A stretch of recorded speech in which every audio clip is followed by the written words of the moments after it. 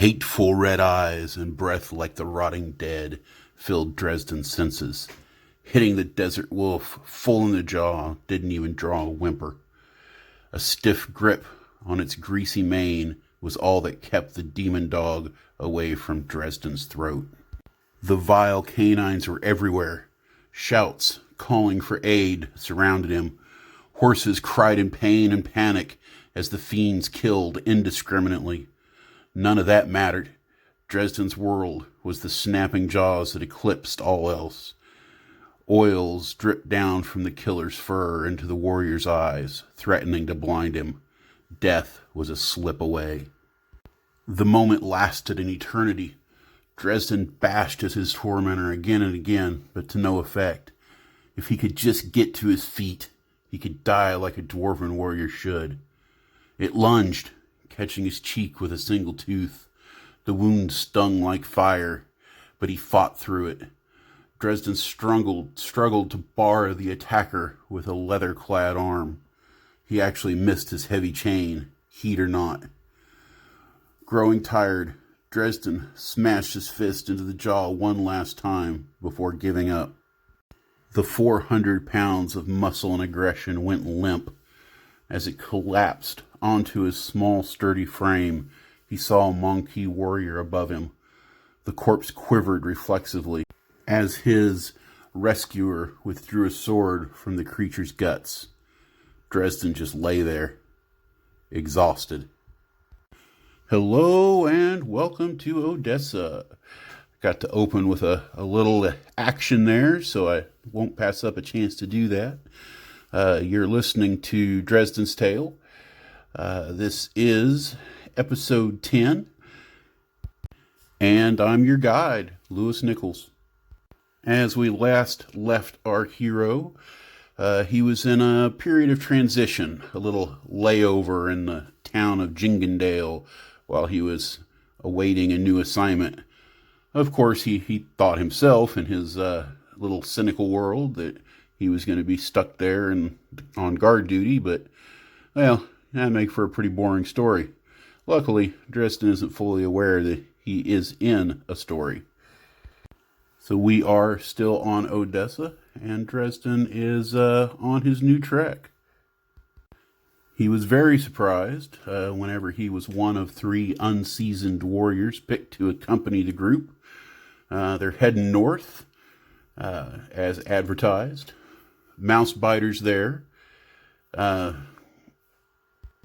Dresden thought it was just because he had that gift for talking himself into things. And the third newbie is a minotaur named Liz. She's from the militia of Lorne, and even Dresden, with his rather limited view on things, would agree that she is pretty. In all, there were 23 warriors. Most of them had quite a few years under their belt. They almost all had tattoos and brands signifying their fight against the Hessians back during the invasion.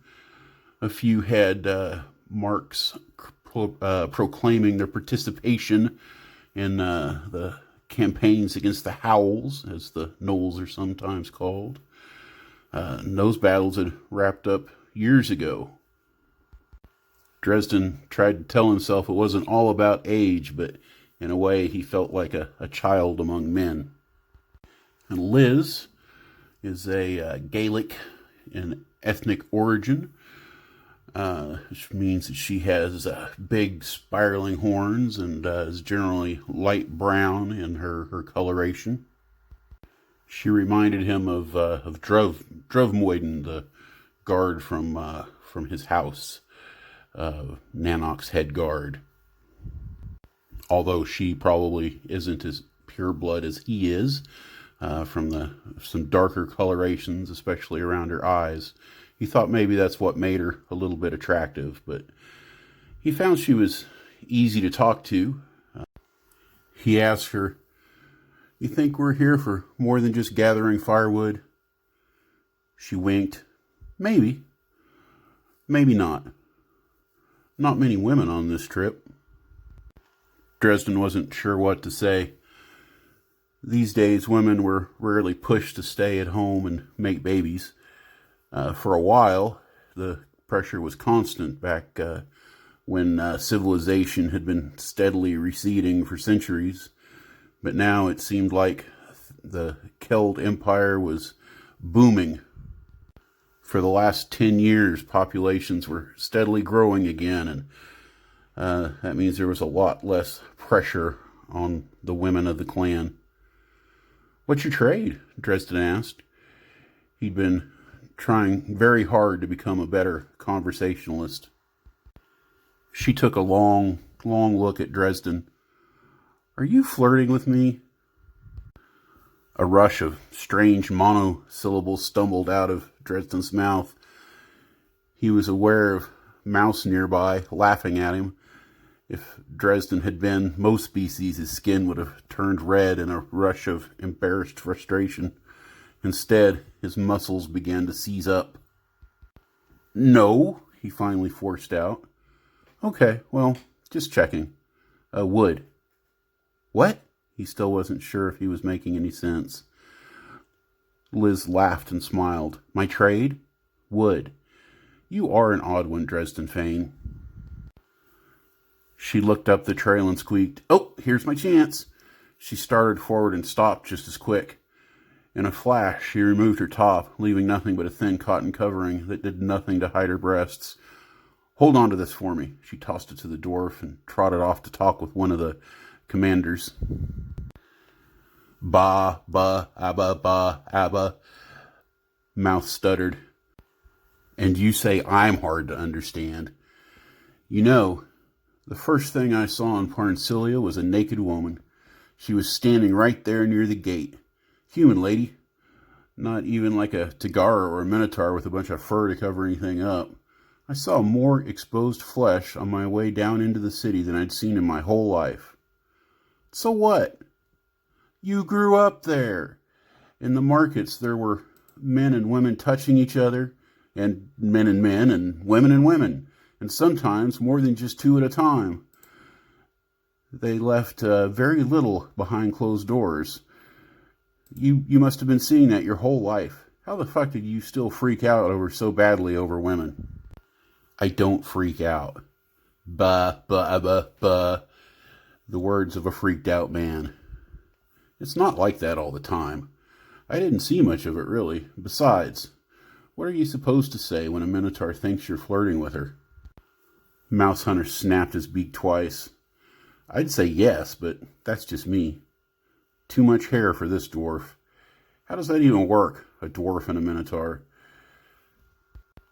For the first time he could remember, his friend didn't have anything to say. "I just want to find a nice girl and have some kids." "Uh-huh. My best friend is a prude. I'll have to work on that." By the end of the first day, it was clear that Liz was sharing a bedroll with one of the more experienced leaders. Burial was a human follower of the god Dagonis, lord of the hunt. The warrior was built like a wrecking ball, but despite his alpha male appearance, it wasn't long before he was carrying the Minotaur's water and pack. In very quiet whispers, he was being referred to as Liz's man.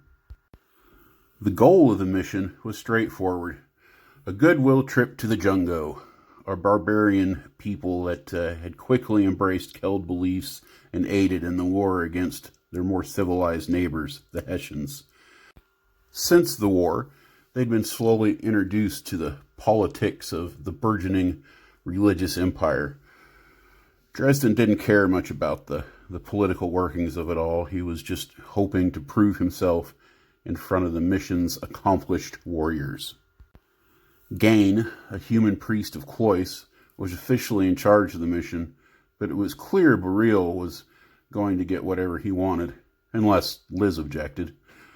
Rule of the strong was long established in the Celt traditions, and Gain was only holding authority because Burial didn't want to have anything to do with the diplomatic aspects of the trip. Liz's hold on power was the basics of supply and demand. She was in demand. "Dresden, Mouse, more wood," Beryl yelled. Getting up without complaint, they started walking. Just around the bend sat an abandoned, burned-out ranch house. The outbuilding still had plenty of lumber for cooking fires, making that their target. It was obvious why the team wanted the two, but Dresden didn't care. This felt like real adventure, and only the gods knew what lay around the next bend. "Hey, what is that?" Dresden thought the pterodon was a bit too jumpy for a warrior. "It's nothing. It's just a dog." And there you go. Chapter 9 is complete. Dresden has found a new team, a new mission, and he may actually be enjoying himself a little bit. He's got Mouse to be his buddy, to talk to a little bit, even though we all know that Grumpy Dresden doesn't like chatting too much. We've met Gain and Beryl, a pair of humans in this little goodwill party that's off on their adventure. We will meet other individuals, but that is all for later. That's gonna wrap it up for the day. This is where I ask you to do all the stuff. On YouTube here, you can punch the like button or the unlike button if necessary. Subscribe. Join the channel. Hit the little bell thing. I don't know what it does, but it seems to be important. You can visit me on Twitter. Keep up with station updates. That's at Lewis Nichols. I've got the Patreon thing going on. I've got this and other stories available on download for Kindle readers. Or you can just listen, because that's okay too. I hope you enjoyed this episode, and I'll see you again in a few days. You have an absolutely wonderful day.